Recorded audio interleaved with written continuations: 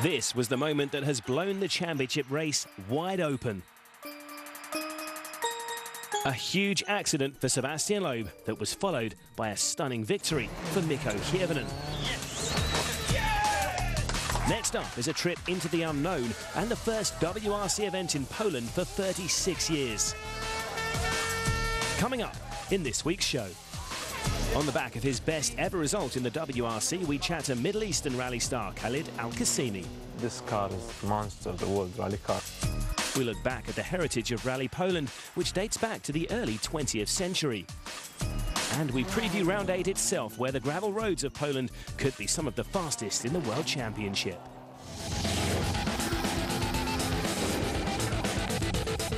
An unfamiliar backdrop awaits us then for Round 8. We're heading north from Greece to another of Europe's oldest countries, Poland. The lakeside town of Mikołajki is the base for the All-in Platinum 66th Rally Poland, 177 kilometers north of the capital Warsaw.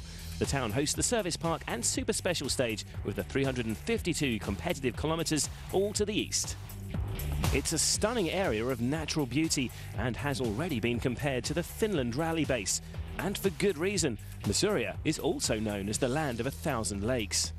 Formerly part of the Kingdom of Prussia, Masuria has been a region of fluctuating populations, and until recently it even had its own language. It only became part of Poland in 1945.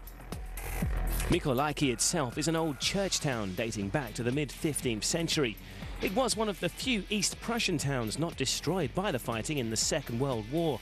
An unknown quantity for all the WRC drivers. They've been brushing up on their Polish knowledge. The national symbol of Poland is white-tailed eagle.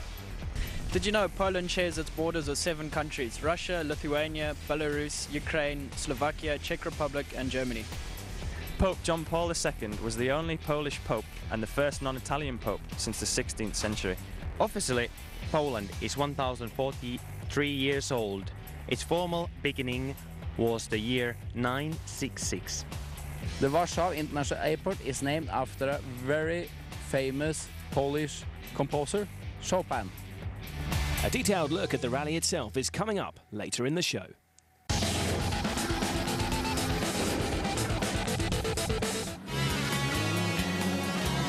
The first of our WRC glossary features now.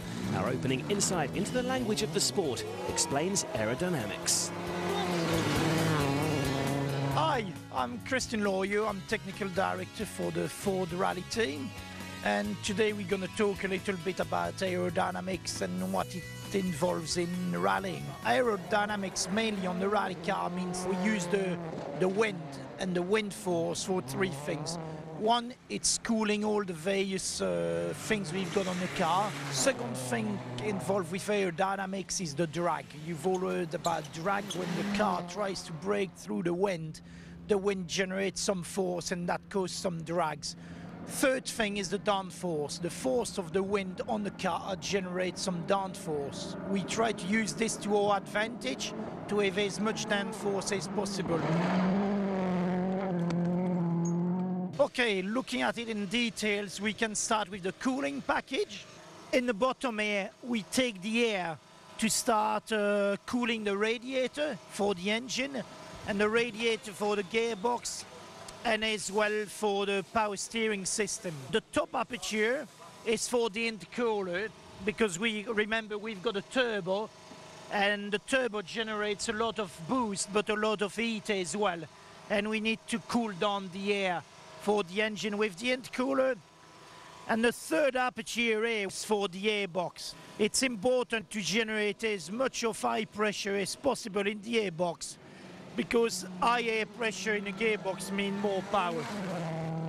Okay, now we've seen the cooling package, we can go on to the real aerodynamic, the drag and the downforce. For the drag, there's not so much we can do. It's mainly dependent on the surface area of the car, and that's defined by the size of the car. After that, we can still try to trim the car and make it as efficient going through the wind as possible. For example, ducting out the cooling package allows us to reduce the drag, and so have higher top speed and lower fuel consumption.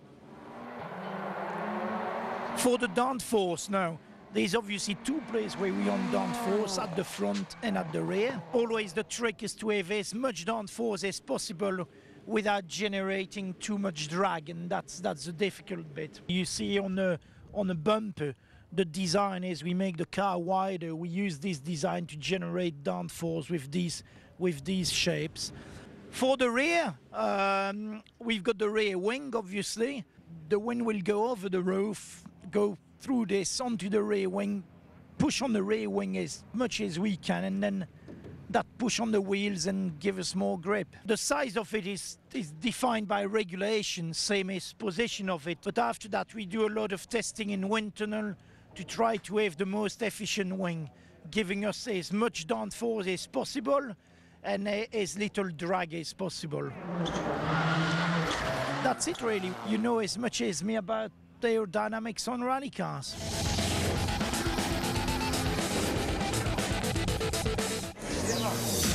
Khaled Al-Qasimi was very much an unknown quantity when he joined Ford midway through 2007.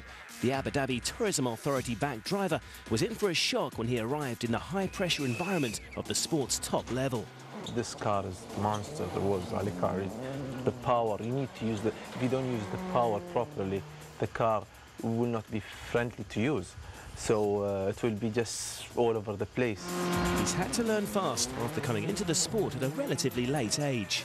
I started rallying just because maybe I had the skills and I love the sport, but I didn't start with a certain school or someone who bought me and tried to show me the skills and make me a rally driver. There is a say that you cannot walk before you crawl. So basically, to come and join a factory team and to drive a world rally car, it's not an easy thing.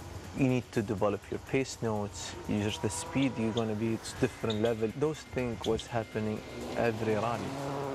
There is difficult part of it that I face new terrains every time. The transition from the Middle Eastern rallies to the World Championship, though, was not easy. Being in that particular terrain, 80% of that rallies are more desert type rallies. When I started in 2004 in the World Championship, I actually found out it's a completely different world. A lot of teams, factories, very well qualified people, plus very good drivers, very technical stages. You need a lot of notes. You need to be 100% sure of your notes, and a lot of blind crests, new features. The relationship with Irish co-driver Michael Orr has been invaluable to Khaled's development.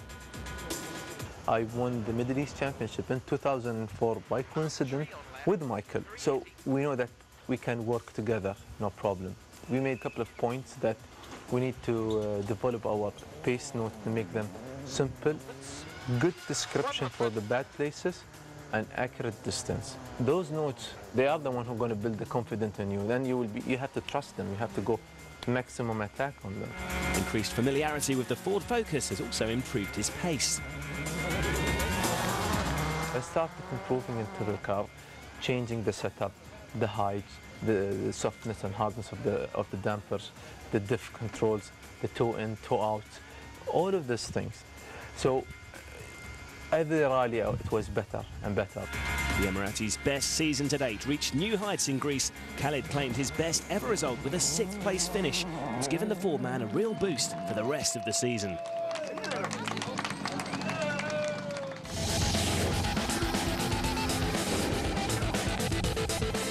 Rally Poland is featuring in the World Championship for just the 2nd ever time, somewhat surprising considering its long heritage. The event itself is running for the 66th time this year. It started back in 1921, making it the 2nd oldest rally in the world. As with many events of that era, it covered much of the country and by 1939 totaled an incredible 4,500 kilometres.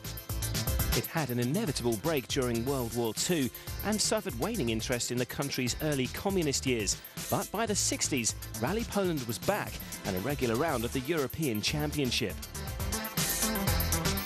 The event became a round of the World Rally Championship for the first time in 1973 and was won by Achim Warmbold, co-driven by none other than Jean Todt.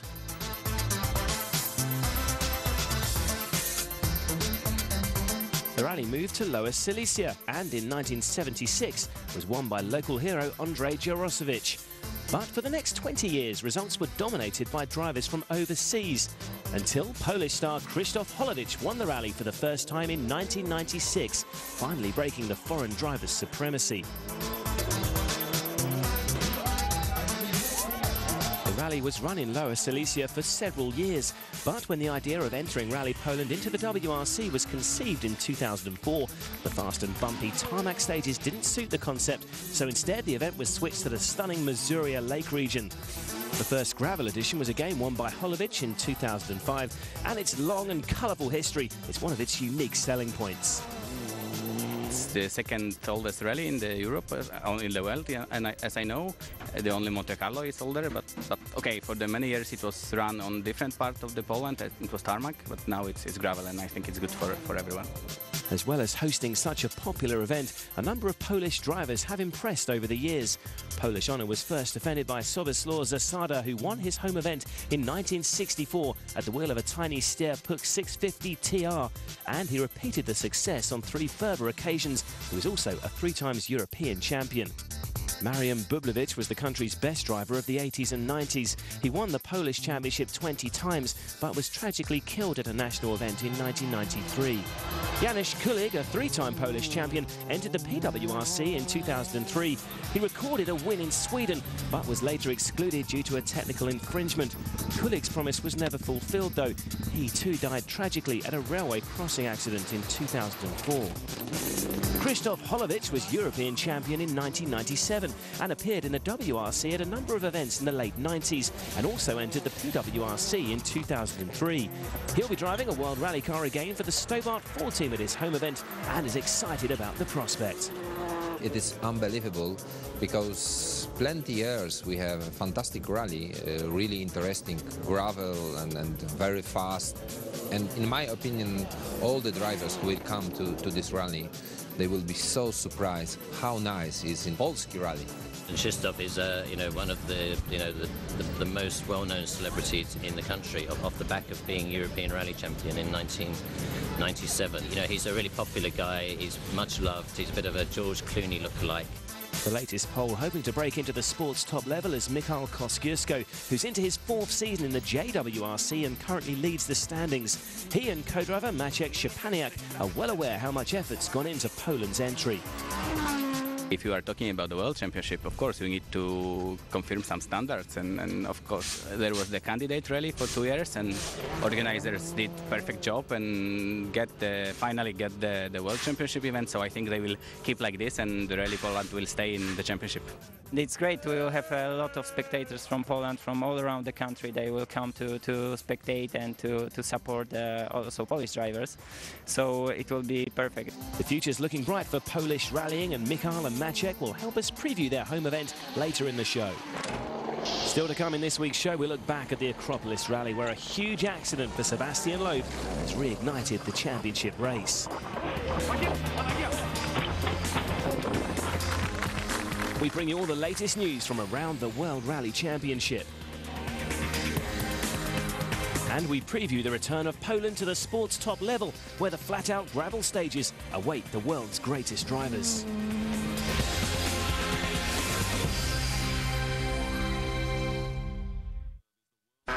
Welcome back. With Ford buoyant after their emphatic 1-2 finish in Sardinia, the pressure was on Sebastian Loeb to respond in Greece. In his usual road-sweeping role on the opening day, Seb was struggling for grip and off the pace. Petter Solberg made a terrific start to the rally. He was running in 3rd early on, but a damaged suspension bolt saw the Norwegian fall down to 8th. Matthew Wilson became the first retirement after a sudden and very terminal loss of oil pressure on stage 2.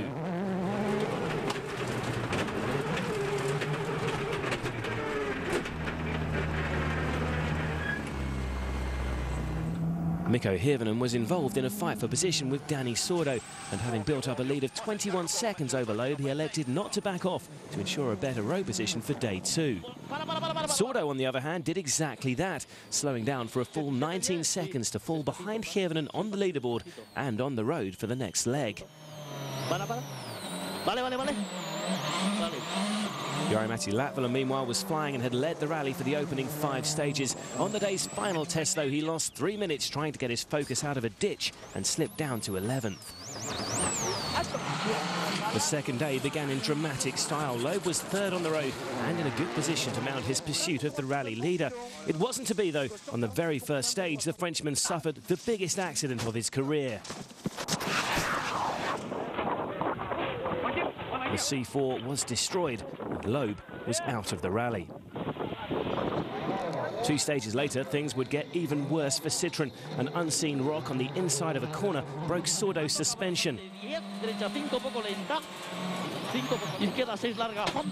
And the Spaniard was out for the day. Not far behind was Henning Solberg. After hitting the same rock, the Stobart Ford man came to a halt just behind Sordo's C4.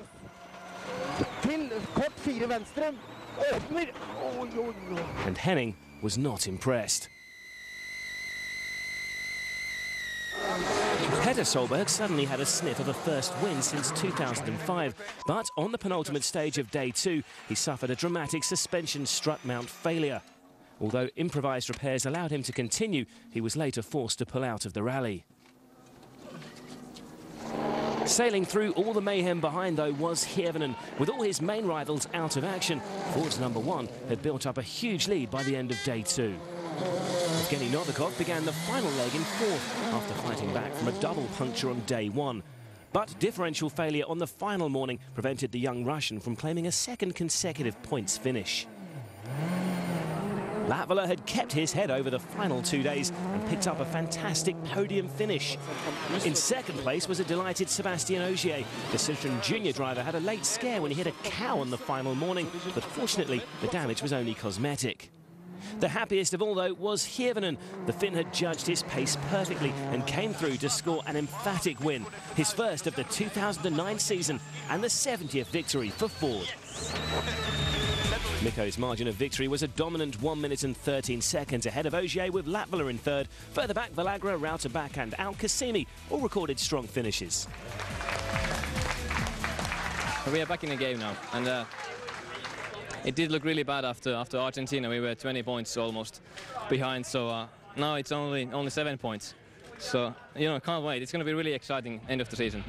Mikko's timely win and 0 points for Loeb has blown the championship race wide open. He's now just 7 behind the Frenchman, while Latvala's moved up from 6th to 4th. And the second consecutive 18-point maximum for Ford has allowed the Blue Oval to close up to just 15 points behind early pace setters Citroën.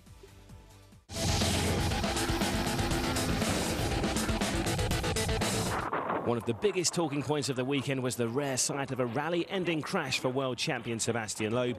The unflappable Frenchman simply doesn't do mistakes, but this one was spectacular. He visited our TV trucks to analyse what went wrong.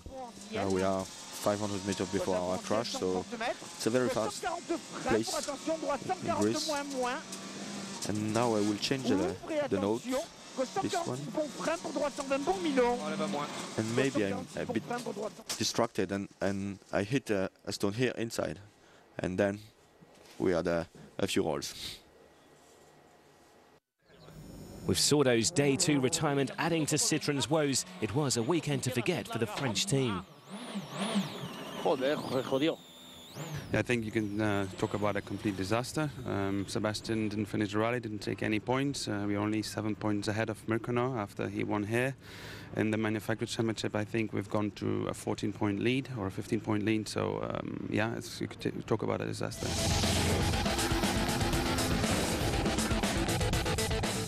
In the news, Ford boss Malcolm Wilson has been awarded an OBE for his services to British motorsport and will receive his honour from the Queen at a ceremony at Buckingham Palace later this year. It's not just down to me, it's the 200-odd people back at the factory, and really without them, then I'm sure I wouldn't be in a position to receive the OBE. The row over funding for this year's Rally GB looks to have been resolved after the British Motorsport Association stepped in to secure the funding shortfall following the loss of the event's title sponsor. The rally features a revised route with a new service park near Cardiff. Hoping to gain an advantage over their rivals, meanwhile, Citroën have conducted a 3-day test in Poland ahead of the next round. Polish star Krzysztof Holowicz even stopped by to offer Loeb some advice, and the world champion was impressed with the gravel stages, similar to those of the actual rally. We just were working on the setting of the car yesterday and today, and the feeling is okay. The stages are really exciting. It's a lot of supporters, and the roads are good, so I think it can be a nice rally.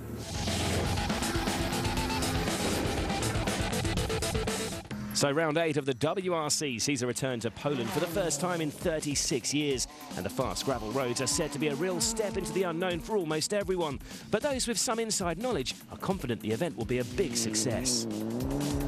Yeah, it's the biggest sport event in Poland this year, so a lot of spectators will be there, a lot of medias. It will be really perfect event for the spectators and for the drivers also. The Rally of Poland, even when it was in the European Rally Championship, it was very popular for Polish spectators, but not only. We only have we've seen also spectators from Czech Republic, from Finland, from Germany and even Russia. It's absolutely a fantastic place. The stages, I think, are fast, but technical in many places, so competition should be really very interesting. That's basically the rally for the driver. You don't have to take care about the car to survive, you just need to keep the throttle fully open, and that's really nice. It's a clean sheet of paper for most, but some will get a head start. Sébastien Ogier attended the recce last year, and Matthew Wilson's co-driver Scott Martin competed alongside Barry Clark. It's got a bit of Finland, New Zealand, where the road surface is hard and it's wide and fast, and sometimes out in the fields you're going over crests, and then there's some that are real narrow between hedgerows and very, very sandy. Surface is very slippery because there is a lot of loose gravel on the road, and it is very difficult to clean the road. Maybe on the second loop it will be good, but on the first loop, even for the driver who starts after 10 car, it will be slippery. Here is JWRC Championship leader and Polish star Michał Kosciuszko with some more details about the 3 days of action.